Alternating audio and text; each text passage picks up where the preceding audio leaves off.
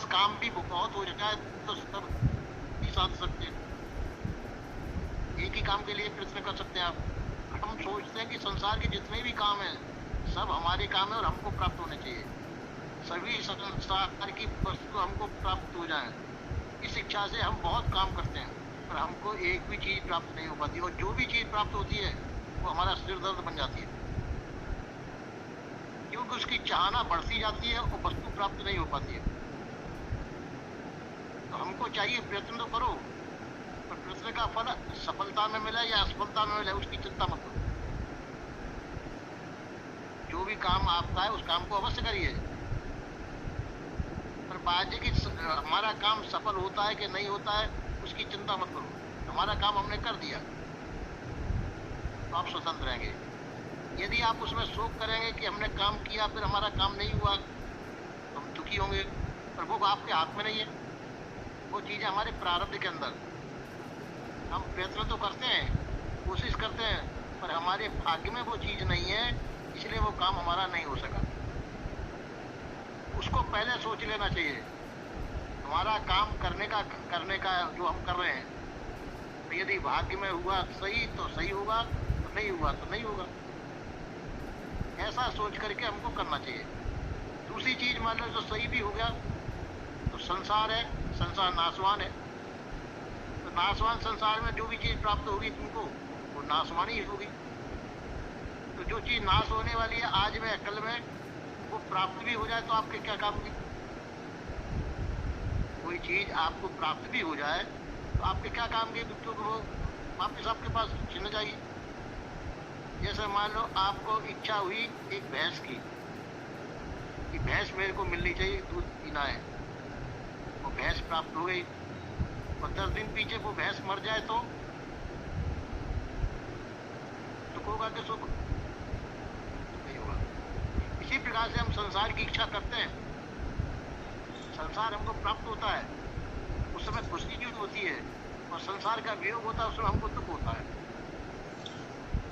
वास्तव में संसार का मिलना और छूटना बराबर है।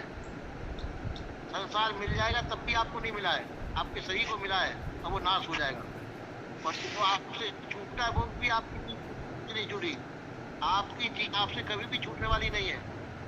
जो संसार की चीज जो आपकी नहीं है वही आपसे छूटेगी, उसको हम अपना मान लेते हैं, यही बस हमारा वो है।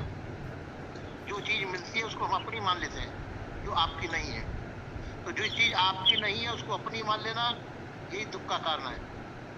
इसलिए संसार की जितनी भी चीज है, संसार की चीज है, उसको अपना ना मानना चाहिए, ये ज्ञान है। समय पे मिली है, समय पे छूट जाएगी। वो मिली तब भी आपकी नहीं है और छूटेगी तब भी आपकी नहीं है, तो इसलिए उसके लिए शोक नहीं करना चाहिए।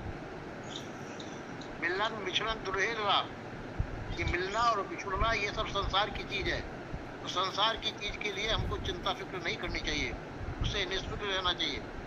तुम्हारी चीज तुमसे कभी नहीं छूटेगी।